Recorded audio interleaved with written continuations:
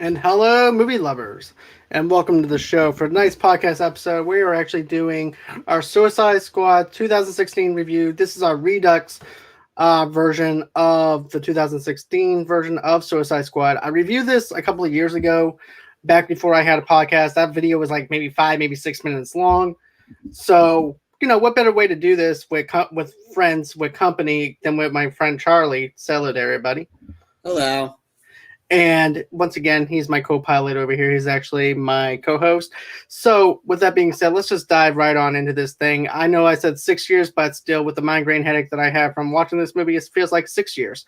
But still, what I have to say about this is when Roberto and I reviewed the trailer, we were psyched up for this. If you don't know who Roberto is, you can go on ahead, check that all the old stuff out on our YouTube channel. But we were excited about it. We were talking about it nonstop about Bohemian Rhapsody being played in the trailer. We were very excited for it. Then the movie comes out. And it was very choppy. It was a mess of a film. It felt like a 2.5 hour music video. It didn't make any sense on the stuff that they were doing. I understand David Ayer did the best he could with what he had because WB executives like to interfere with films, as we all know with Zack Snyder. But there's aspects of the film that I did enjoy, and there's some aspects that I didn't enjoy of this film. And underneath all this mess, you have a movie that doesn't know what it wants to be and everything. And it could have been so much simpler, and I'll get to that in a minute on how I think that this could have been a lot simpler movie without the whole entire witch part, or the Macarena witch. That's what I like to call her, the Macarena witch, featuring the putties from Power Rangers, because that's what it felt like. But, overall, I saw this movie twice in theaters thinking that I would actually enjoy the second go around. I didn't enjoy it. It felt like going to the dentist trying to get my tooth removed. But what about you, though? What was your first initial thoughts into the film?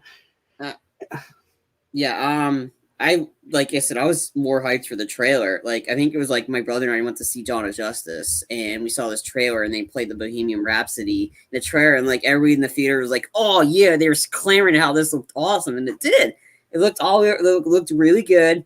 First time I watched this with our other co-host Sean. Him and I went to go see it, and we watched it together, and we enjoyed it the first time. I think he caught Enchantress. I think he gave him a creepy boner or something. I don't know. I may not be quoting him right. We can ask him when he joins us for our Dexter review next on Thursday.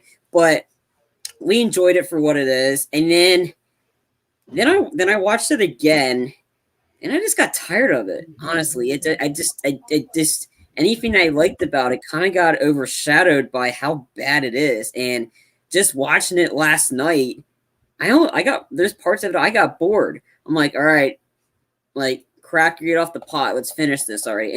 And there was some, and then like you said, this is a music video. This is a complete music video. Every scene had to have a song.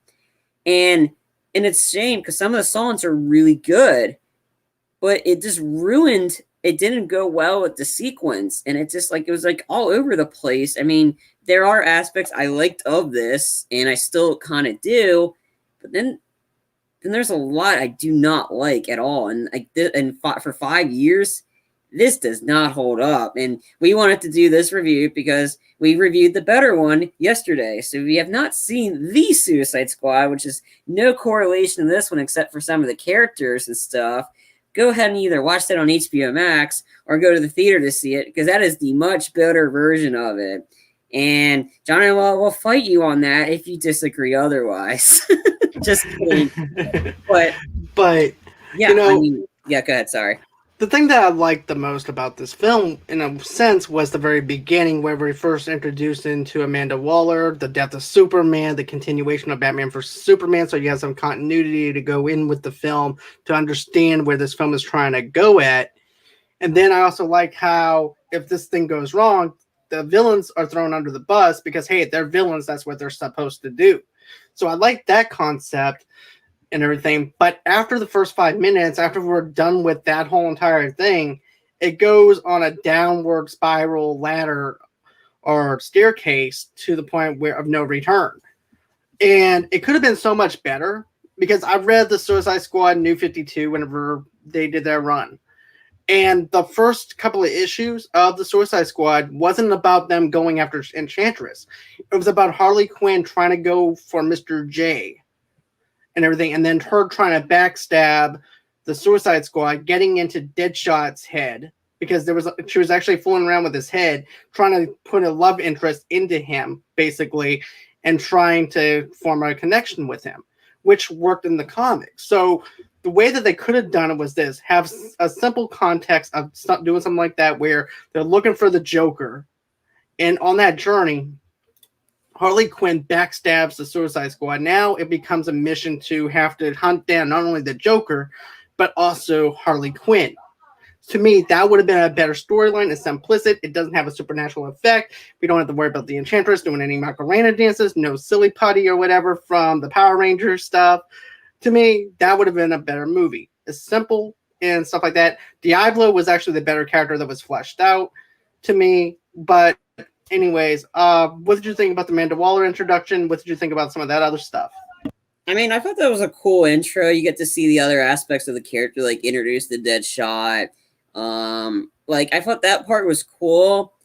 Then they introduced Rick Flag, and then of course how she manipulated Rick Flag with June Monroe, who becomes Enchantress because she's a stupid little girl that finds something that she's not supposed to find, and of course he gets attracted to her, and it's like that whole love aspect between Rick Flag and Enchantress.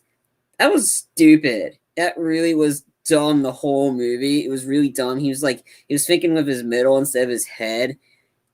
He is so much better. Rick Flag's character is so much better in the Suicide Squad when he doesn't have to deal with the girl, like with a girl around him. It's like what was the point of that? Like, and it's like this had a whole aspect kind of like what is going on? It does like you said, this movie doesn't even know what it's trying to do. It's trying to mix you definitely see Warner Brothers is really putting their hands in there, kind of like Jerry Jones does for the Dallas Cowboys. Sorry, Kendrick, had to throw your Cowboys in on this, but it's true. Warner Brothers got their hands on this because David Ayer wanted a darker version. There is forced comedy in this, and it's pretty obvious where it's forced. And sure, it's funny the first time, but once you know it, it's not so funny anymore. And it's just like, it just defeats the purpose of watching it. You just get really tired of what you're watching. And the Warner Brothers and that's why they keep clamoring for the David Ayer cut, sort of what Warner Brothers did to Zack Snyder. They're clamoring for a David Ayer cut, and I don't know if that would have made this movie any better, to be honest. Like, I mean, this movie is... My question is this, though. The extended cut that you and I have, is that an Ayer's cut, or is that just a Warner Brothers cut of them just trying to shut the fans up of saying, okay, we gave you an extended cut when really it's not really an extended cut. It doesn't really do anything to flesh out any characters. The Batman versus Superman extended cut was a whole lot better than this cut and everything. Yeah. This one just seems like a cookie cutter of even more worse of a cookie cutter of film. Yeah, you get to see the origin story of Harley Quinn and stuff like that being fleshed out. But at the same time, we don't get to have other scenes also that we were promised in the original cut, and then they didn't even deliver that on the extended cut. So they cut it even more.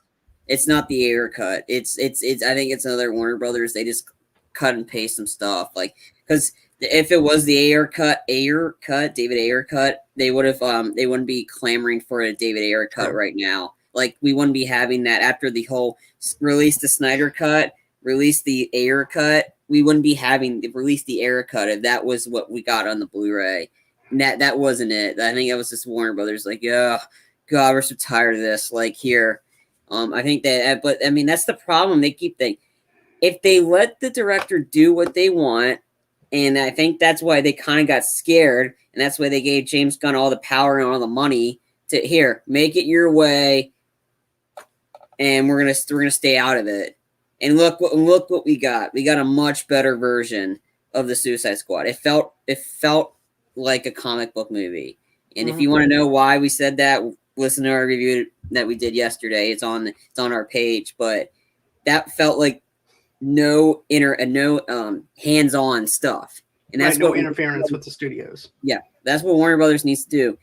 Stay in your lane, back off, let the directors do what they're going to do. No wonder why Christopher Nolan's trying to find another company to do his movie, because I think he's like and I think your release model is kind of iffy too. So I wouldn't be surprised if there's some lawsuits coming their way because of the same day model, because there's that. But whatever, that's for another story. But let the directors do what they want to do, and if you don't like it, well, then that's just too bad. You shouldn't have hired the director then, because if you do what you did with this, you're going to get a bad movie. If you do what you're going to do with the Justice League, the 2017 version, you're going to get a bad movie. If you did what you did with the Wonder Woman 1984, you're going to have a bad movie. Or the Batman versus Superman, you're going to get a bad movie. Well, that isn't as bad as this. True, but yeah. But still, that was the market, though, right? That was actually the thing that caused a division among DC fans, though, and also moviegoers, was the Batman versus Superman movie. There was a divide. If you remember, the critics' score was very divisive between the audience score and the critics' score alone, which caused a split, which also ended up being to the point where DC fans were questioning their Warner Brothers at that point. So that's why I said if you got what Batman vs. Superman did, you're going to probably get a bad movie or a bad remark from both sides of the party where it's divisive. Yeah. But I mean, there's a lot more memorable moments from Batman vs. Superman than this movie. Like none of the action sequence in this can trump what or defeat what Batman warehouse scene in Batman vs. Superman. That scene alone trumps this entire movie. I agree. And that's one scene, and that's how great that one scene is. And then again, the fans didn't know what they want. You wanted Zack Snyder. You got a darker version of Zack. Like that. That's what you got with Batman or Superman. If you didn't want that, what the heck did you want then? To quote Ryan Gosling, "What do you want? What do you want?" Like seriously, like that. And now we got like so many different Batmans. Like because you didn't like what happened with Batman vs. Superman. We now have so many other Batmans, and it's like, come on, these timelines are too confusing. Like, play with one, but yeah, I mean, back to this one. And I think they kept trying to incorporate Batman to all the intro sequences, and it's like, what do you know? Like that's how much faith you have in this movie when you keep having to have another Batman, Ben Affleck's Batman, involved in capturing these people. It's like you don't really need to have that if you wanted this movie to be successful. Now everybody wasn't talking about that. They're probably this movie. They're talking about, hey, Batman's in it. What else is he gonna how is this gonna transfer over? They weren't focused on the movie, they're focused on Batman. And that's a problem. That's kind of like that's Warner Brothers in that, and I don't think they needed that to the degree, like the whole Batman like trying to save Harley Quinn and sucker punch her in her nose. Like like, we didn't need that. Even though it was funny, and it's been spoofed on how it should have ended. Those animated videos of like, hey, how'd you get Harley in there? Oh yeah, I punched her in the nose. I put a tracking device in her nose. You see, I felt like at that time they were trying to wrap up with Ben's contract because he was only signed on to play Batman for so many roles. They were like, you know what? You get a cameo role in Suicide Squad. You get 3 cameo roles in a Suicide Squad movie, in a comic book movie, you know? Yeah. And I think of that, and I think that wasn't the way to go. I mean, it shows people like you really don't care about your movie. You're just trying to get people in it. It's kind of like what you did with Space Jam 2. Then again, like that whole movie was a travesty. It's like a dumpster fire on fire, pouring more gasoline around it. And instead of the gasoline's the street, and there's gas all the way down the street, and everything's on fire. That's literally what Space Jam 2 was. And you see, they put too much stuff in it to counteract what's going on, and that's a problem. Right. It was like they were trying to hide the giant mess of a film that they already have. But the only thing that I felt like that was actually fitting for Batman to be in was the Deadshot scene with the daughter.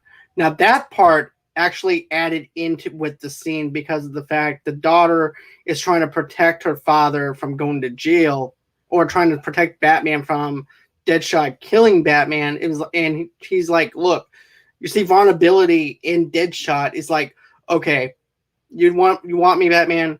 I'm here. just cuff me. I'm not going to kill you in front of my daughter. I'm not going to assassinate you in front of my daughter. And you can see the vulnerability that Will Smith gave to Deadshot. And then that also changed the whole entire thing, where it's like, okay, Batman's now going to take him in.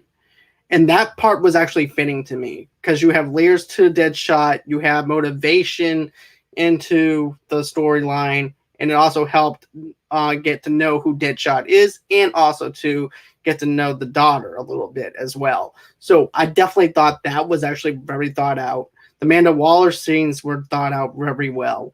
And, you know, whenever we look at Enchantress with the special effects with the brother, it was, I mean, I'm not going to lie. Like in 2016, I thought this would look good. Looking at it now, it's not good at all. I felt like that I was on like an LSD trip or something whenever I first saw this and thought that this was actually good special effects when it wasn't. No. You know? And her doing pelvic thrusts. Wow, like, and it's not even her face. It's like kind of like CGI face. It was like, what are you humping, air? Like seriously, it was really disturbing seeing her. Like she just keeps moving around erotically. Like, lady, it's not Right. working before. Like you're not like literally. It was a stop. And the other bad part too is it was hard that the visuals were bad. They were like hard to see what was going on. Like it was too dark. So a lot of the cool action sequences, you don't even know what the heck is going on because it's too dark. And I know Watch Mojo did a top like a comparison of the two. Like the Suicide Squad versus Suicide Squad 2016 version, and pretty much they said during it, you can do you know what the answer, the most obvious answer for every single one of these category is? Let us know in the comment section below, and it's pretty much anything you would have guessed. The 2021 version easily destroys this one in a landslide in terms of the action, because that one you could see what is going on.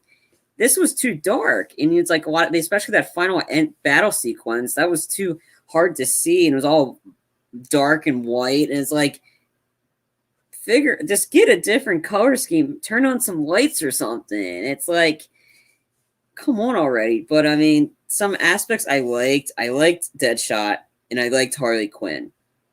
Those are really the only two things I liked. I thought Deadshot was great in this. I'm glad they didn't recast him in the new one because I want Will Smith to come back. Me too. Like, the gun sequence where him shooting the guns, like on all the guns, seeing him like take out the mag and stuff. I thought that was really cool. And then it quotes the line like, "All right, this is my offer. I want full custody of my daughter. Darnell out." Like, and I thought that sequence was kind of funny. And it's like, all right, I want her to get into schools, like the really good one, and then a Rick Flag's like Ivy League, and it's just like it's cheesy, but it's kind of funny. And also too, he's like, "There's only one problem. I don't see you running any of this shit down." And he goes, "I'm not supposed to be. No, not you." And he looks at a man. Yeah. And he goes, that's my price. You know what it is. Like, I just the nonchalant like drop of those lines. You know what it is. It's like, I mean, he's great in this. But yeah, go ahead. Sorry, I didn't mean to interrupt. No. It's cool. Here's the thing. My other favorite character that I thought that was fleshed out better was El Diablo. I thought Diablo was very well fleshed out because of the fact that you had background story to who he is, and also makes us care about his family, and the fact that he doesn't want to murder anybody because he has that guilt still following him because he killed his family on an accident and everything, and therefore he still blames himself for what happened. So I definitely like that. It has a little bit of a Nightcrawler kind of feel to his character that I like, because Nightcrawler will go on ahead and punish himself for the sins that he's done. And in a sense, El Diablo's punishing himself for his crimes, for what he did on an accident, and he doesn't want to do this anymore, but now he's having to do it because of Amanda Waller.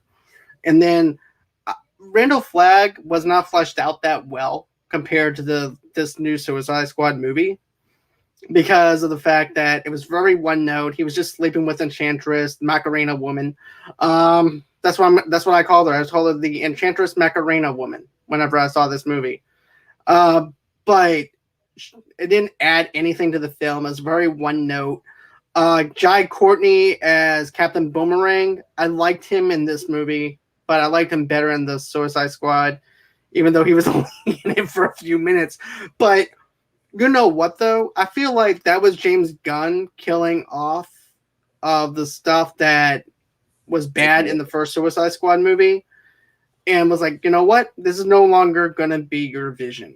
This is my vision now. I'm taking full control over what I'm going to do and what I'm going to bring in to the table. It's going to be a whole lot better, and it's going to be a great film, and it's not going to be a cookie cutter slice of a film either. No. And also, too, I like seeing Slipknot in this movie, but of course, just like in the New 52 comic, he does die. It's just like that. And he doesn't last long in the comic either. So he dies in the same way, in the same context of what we got in the Suicide Squad movie. So they did that part right. And it doesn't give us any continuity into who he actually is or any background. He's just there to fill a slot. But as far as Killer Croc goes, I was disappointed with the special effects. Because I remember when me and J-Day were talking about this. This is like 2015, 2016 post-production when we first saw the pictures. And I'm like, this does not look like Killer Croc that I knew from Batman Arkham or anything like that. It looked like something that you would get at Party City or at the Halloween store. Because I understand that they wanted to go with a more natural look without having to go with CGI. But you can blend the two together to make it work. This does not work at all. This does not feel like Killer Croc at all. Because I was excited when he was announced as in the Suicide Squad movie, and then when we got it, I'm like, I don't like this. But I'm gonna let you. I mean, we got a better version of what they tried to do with Killer Croc with King Shark. I mean, King Shark would eat him for lunch, and then he would go on the mission and continue to eat his body. That's what King Shark would do. But the other line I kind of liked with Will Smith, the whole pep talk stuff. I'm like, have you not heard of Phil Jackson Triangle Bitch Study? I thought that part was kind of funny. It's just like Will Smith wasn't taking shit from anybody, and I liked Harley in this too. I thought she was hysterical. This is the first, the first time we got Margaret Robbie as Harley Quinn, and she was great in this. Like, I mean, her stealing the purse. It's like, I didn't care for the Joker. I think that was definitely not needed at all in this movie. Like, well, he was never. Here's the thing with the Suicide Squad. He was never an actual member of the Suicide Squad. Now, if they wanted, like I said before at the very beginning, if they wanted to go ahead and make it the mission to try and find the Joker, do that. But to have him in there and everything and not do anything besides trying to break Harley out of prison twice, it just doesn't work. It falls flat for me every single time I watch it. And I feel bad for Jared Leto because I feel like he was actually underutilized for the role that he had. And it was so much better with just the white makeup like we had from the Snyder Cut. I like that version of the Joker versus that. Mm-hmm. And I actually did an experiment with this because I wanted to know what people didn't like about him.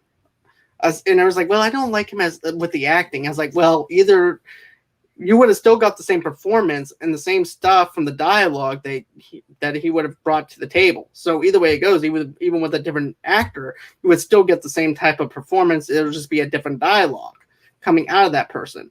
Now, I actually did this without the tattoos, without the goalie teeth and stuff like that, the bling teeth and everything, grills.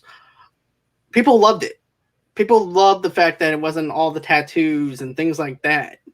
And if they went down that road, I think that people would have been a lot more receptive to Jared Leto's version.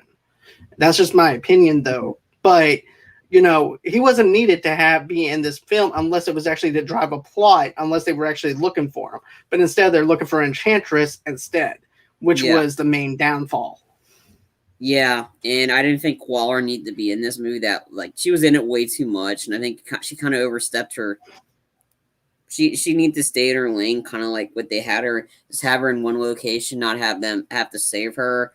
And like she talks tough, but she can't shoot a gun. Like she literally said, "Oh, I'm gonna shoot." Oh man, that's right. My plane is bulletproof. I'm not gonna be able to kill these people. And then it's just like, and like her line, "Go get it, girl." That was kind of weird. Like it's just, she was so much better when she was the cold-hearted bitch in the Suicide Squad. She was much better in that. Like Viola Davis, more believable. Yeah, Right. I mean, I thought she was a great casting for Amanda Waller.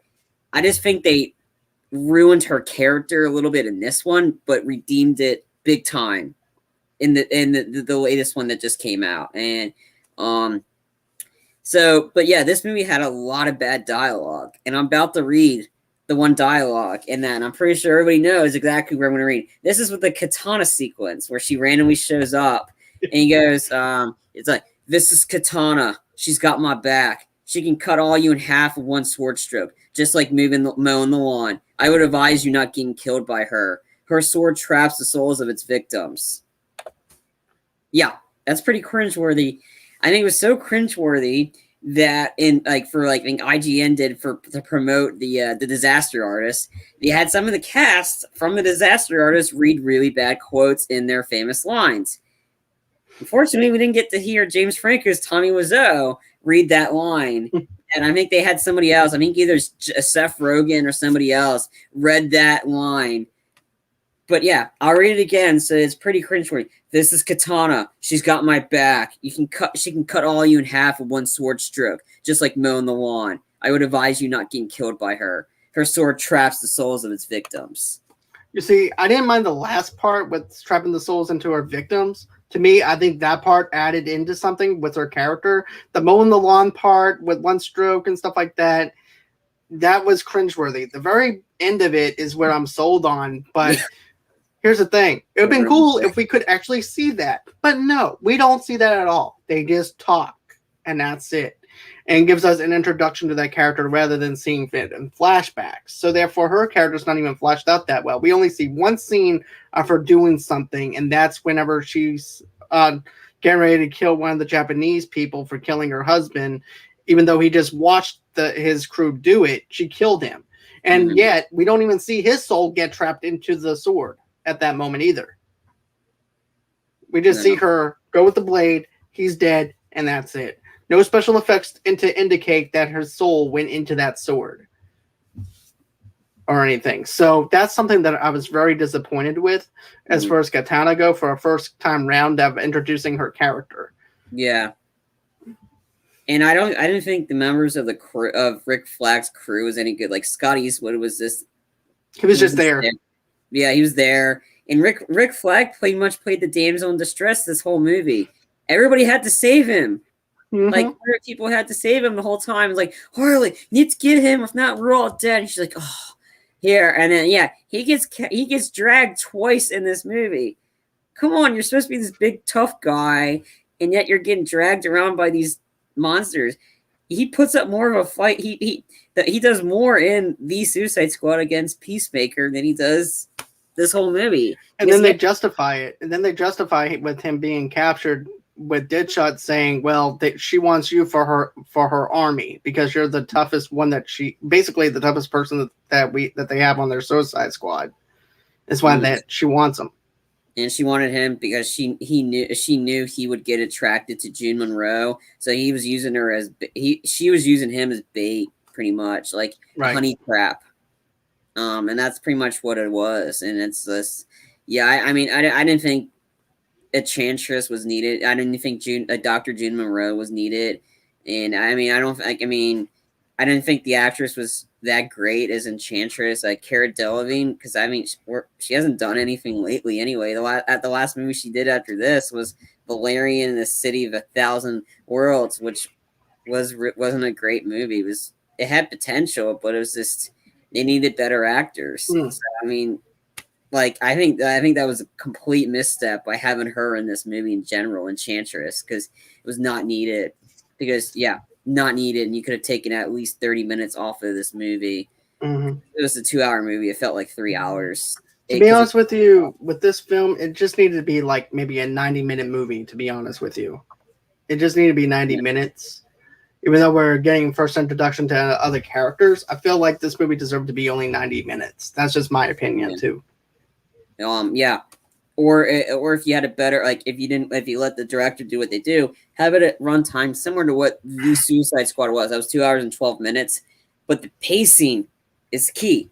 That did not feel like a 2-hour movie. You were sucked into the character, and because you didn't know who was going to survive, and that's the whole point of that. You didn't know who was going to survive and who wasn't, and that was the whole point of that. And like this movie, nobody really felt in danger. Nobody felt like in danger. Like Killer Croc, he blew up this huge explosive device, and yet he comes out just fine. Like the only one that really died was El Diablo, which is weird because he's a fire dude, and I figure fire and fire would not do anything.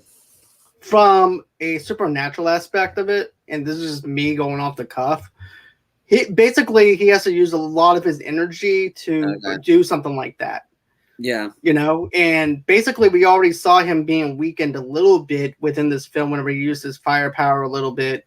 So I believe in this. If you use all your energy onto one being, it weakens you to the point where you're going to wind up crashing and burning. No pun intended, but it just wears you out. I believe his magic and his ability was just worn out at that point. Yeah. Whenever you know. Yeah. Yeah, go ahead. Sorry. No, it's okay. But as far as the origin tale of Harley and the Joker at Ace Chemicals, that was actually in the comics. That part was actually true in the comics. But here's the thing. Even though it's in continuity with the comics and stuff like that with the New 52, I feel like that they should have added more to it to make us feel some type of emotional impact when Harley winds up becoming Harley that we know now. You know, even though we have a little bit of that in the extended cut, it just doesn't add anything to it, especially when she's trying to run after, in the extended cut, running after Joker on her bike, and she's speeding there and trying to catch up with him. And then next thing you know is she wants to be baptized in the chemicals just like he was and everything. And then this thing actually won Best Makeup at the Academy Awards in 2016. Should have gone to Batman or Superman. Or Deadpool. No, Deadpool won Best Makeup, honestly. That's true. It should have. But you know, there's nothing there. There's nothing to actually digest on with this film to make us care about what's going on in this movie.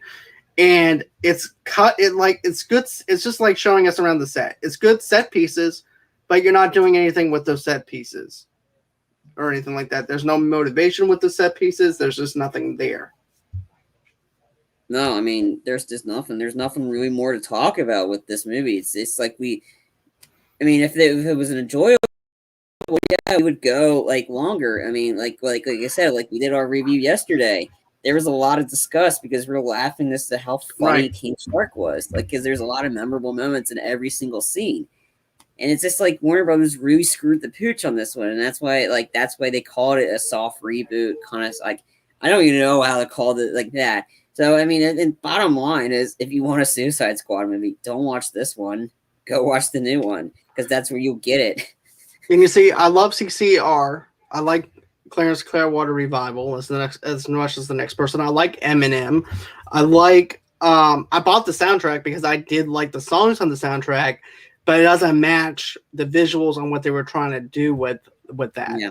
Even whenever the KJ rap song comes on when Harley's beating somebody up inside the elevator, KJ7 songs and everything. I actually downloaded that on iTunes because it didn't come with the soundtrack. Yeah. But it just doesn't do it. That's like maybe the only scene that actually matched with what the song was, because swing, bada, bada, bada, bada, swing. Yeah. She has a baseball bat. So it makes sense. Mm-hmm. The other songs and stuff like that just doesn't make sense at all. And I want the Bohemian Rhapsody to be played in a different scene, not wait the whole damn movie till that should have been the intro. They should have done that either the intro or doing that first big action sequence of them taking on all of the first time they're fighting, because they implemented it perfectly in the trailer, and yet you waited the whole movie to play that song at the very for maybe 2 minutes, if that. They should have done that early in the movie, or that first big action set piece when they all get down there and they're dealing with the demon things first, that sequence where Deadshot's taking out every single one of them. That scene would have been perfect when they did the whole guitar riff, from Wayne's World, when everybody's bobbing their heads. that would have made that scene so much better if they played that like they played Bohemian Rhapsody while they did that action scene, because that would have made the movie a lot more better, because you're like, they placed it, because the song placements were horrible the whole movie, like all over the place. It's like song here, song here, song here. You're like, okay, you didn't give us time to digest what would just happen, but yet we're too concerned about the bad song choice. Songs were great, but they just placed them wrong. Like, put Bohemian Rhapsody in an action sequence and have it blend perfectly. Like, whoever did that needs to get fired, because they failed miserably in that. And then again, a lot of people that are involved with this movie need to, besides the actors, they need to like get a demotion, because that was horrible. Like, you pretty much, you hyped us all up, and then you pulled the rug out from under us and laughed at us for trying to enjoy this after you promised us something that we didn't even get. Right. And before we wrap up, there's one more thing I want to talk about. You know how you were asking about Harley Quinn with the tracking device in her neck? Ooh, Being still, yeah, remember you, well, this is what you said last night, I believe, where you said, I thought that she took the device out of her neck, the exploding neck piece, the microchip. I don't remember that. Yeah, I think you did, if I'm not mistaken. But come to find out, she never took it out or anything. It was just overridden by the Joker's crew, to the point where whenever Waller would go on ahead and try to activate it, it wouldn't go off. So therefore, I believe that she had that still implanted into her neck and everything. Now I remember. Yeah, I was asking her like how, like, she just randomly shows up and like, hey guys, like, does she have a tracker jack in her neck? And because I know Amanda Waller was about to press it for every single one of them. That was before she got whacked in the face with the golf club. But right. I was like, it's yeah, I remember it, because in the movie they override it. But yeah, Amanda Waller, Harley still went to the jail, which was really kind of weird. Like, you don't have it anymore, yet you want to stay in jail with them? That's kind of weird. Well, she's lonely. She broke up with Mr. J. She don't have any friends. The only person she has is the little girl. Well, I thought she thought Mr. J was dead, because she fell from the helicopter while it blew up, and she threw out her pudding collar, like she threw that away, and she's like, "Hey guys, I'm back," and I'm like, that's because Mr. J supposedly was dead, not because you broke up. And that's the Birds of Prey story. Right. Well, that's what I was getting. That's what I meant with that. But with this, it's like, it's like a breakup, right? It's someone that's sitting on the sidelines being second on guard, where basically, what's the word I'm thinking of? A backup. Rebound. Yeah, rebound. And basically, that's what the Suicide Squad was for her, a rebound. It's like, Mr. J is dead. Guess what, guys? I'm back. I want to be with you guys now. That's what it looked like to me. Mm-hmm. But I also like how Harley plays dead when Deadshot is shooting her. Yeah. Yeah. That gives it the whole point. Nobody really felt in danger this whole movie. And that was like, and that's not really like, okay, if they're called the Suicide Squad, this is a dangerous mission, so you expect some danger element. Like, you didn't really feel sorry, like, didn't feel like none of them were really in danger. Like, you knew Deadshot was going to survive. You kind of pretty sure knew Harley was going to survive. Everybody else, sure, they were probably going to survive. They didn't do anything stupid. But, and then that was like, it kind of takes you out of the movie. Like, what's the whole point of calling it a Suicide Squad? Yet, every single one of them is not in danger. But when you do it well, when you feel for them, and when you say the tagline pretty much right from the get-go, no one is safe, don't get attached, like in the 2021 version, you feel something. So it just adds more element to the movie. And that's why I just cannot commend James Gunn enough for what he did, because he made an enjoyable movie that was hyped, and that people that didn't like it the first time, they watched it again and then enjoyed it more. So that's a case where it's the opposite case of this one. When the more you watch this, the more you're going to hate it, and you're just going to like attack it and bash it anytime you can, because this is not a good movie. There's aspects that are good in it, but it's not. But the more you watch the James Gunn one, the more you entertain it, because you pick up on more things, and yet you get to see King Shark just be hilarious the whole time. I mean, it's just like they have so many great performances in that version. And the studio let James Gunn do whatever he wanted. They gave him the money and like, here, do whatever you want. And that's where it works. This doesn't. So Warner Brothers, Get your damn dirty hands off of these projects and let the directors do their jobs. Stay in your lane, bro. I definitely agree with that. If you're gonna hire somebody on to do your job, and let's say you're a painter, right, and you're trying to paint somebody's house, and then you don't like how that person's painting the house, so therefore you decide to do it yourself or show the painter what to do, even though you have no experience of painting and everything, and then you fire him, and then all of a sudden it just turns into a crappy paint job.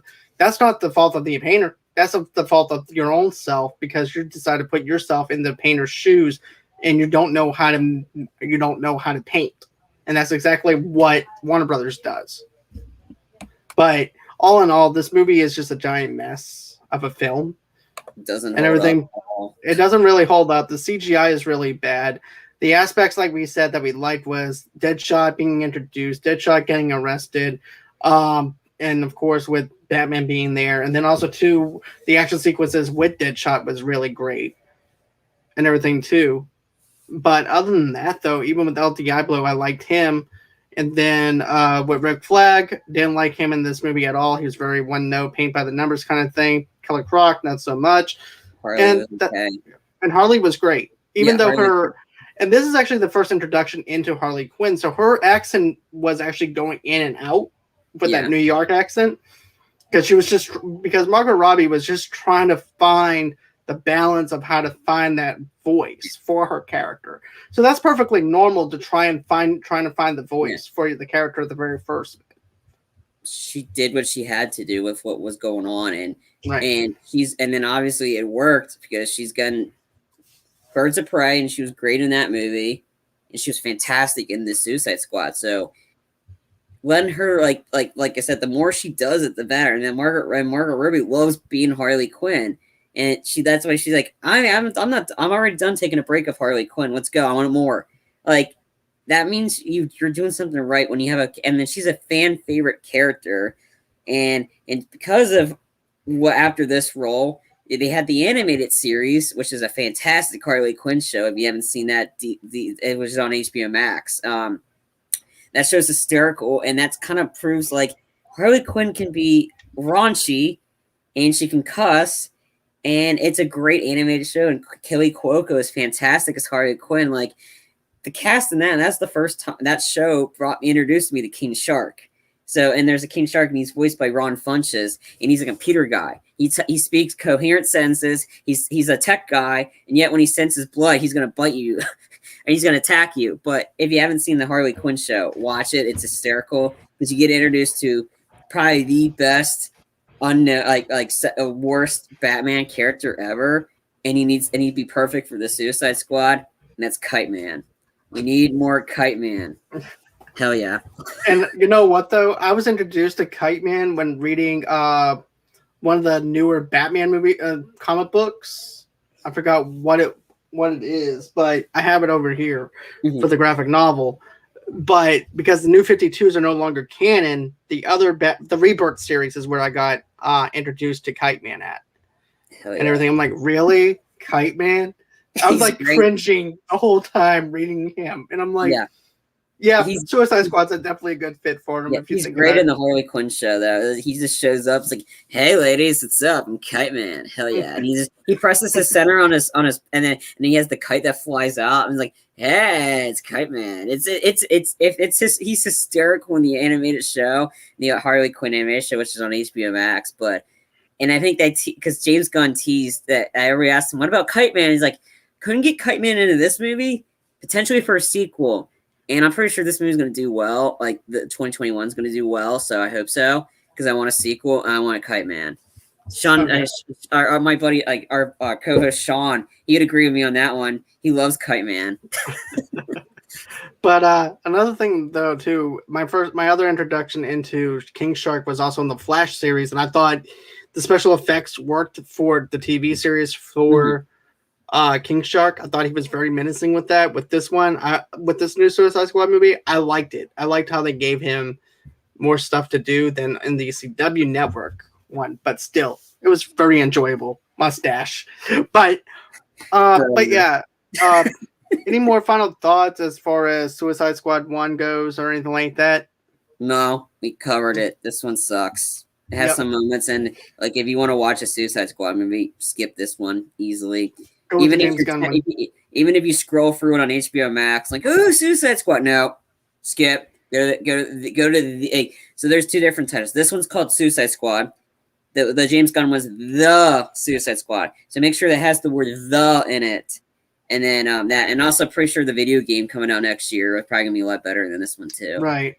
And also, too, King Shark and Black Manta from Aquaman and all them were the original members of Suicide Squad and everything, too, from the New 52. I just want to throw that in there because I know you like Black Manta as well and King Shark. King Shark was also one of the members of the first Suicide Squad members as well. Cool. Along with Deadshot and Harley Quinn. Yeah. So I just want to throw that in there if you ever want to, if you, the fans, or Charlie wants to check out some New 52 stuff and things like that. It might be a little bit harder to get that stuff, but it's definitely worth checking out. Or if you can actually find a free comic book website online to read that, I recommend it. It's great reads and stuff like that. So anyways, guys, that's going to do it for the show for tonight. Go on ahead and go to the St. Jude's website to donate maybe $5 to $10 towards the cause on our Sensies. And that's where we actually partnered up with St. Jude's and Two Girls, Blur Girls podcast. Check them out, though, too. They're a good friends of ours and everything, Tamara and Tamika. Go on and check that out. They actually did their part 3 series of Black superheroes and comic books. So go on ahead, check that out. Matter of fact, thank you, Curtis, for jumping in for a few minutes from Listen podcast. I actually had him on the show a couple of times. And another thing, too, is if you guys want to get an audio-only podcast episode of this show and many things that we do here at Movie Lovers Unite, you can get that where you guys get your podcast from. And also, 2, rate us on Good Pods. Give us a 5-star rating. It actually helps other people and audiences to find us. Good Pods is a great place if you're a person that likes to listen to podcasts, or if you're just someone that does podcasting in general, go on ahead, check out Good Pods. Good Pods is a great way to go. Then, of course, for anything for your entertainment needs and wants, go on ahead, go to movieloversunite.com. And then, of course, follow us on Facebook at Movie Lovers TV Lovers Unite over there, underneath the same brand name on Instagram and on Pinterest as well.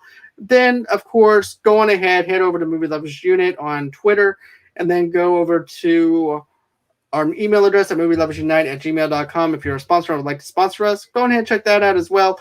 We're not probably going to be doing any more episodes on stereo anymore, I don't think, because I actually like this format better than a stereo. But if you do want to listen to some older episodes, go on ahead, go over to stereo at Movie Lovers Unit over there, or you can check out the audio stuff that we did from stereo on this channel, because I moved all our audio formats that we did on stereo onto here.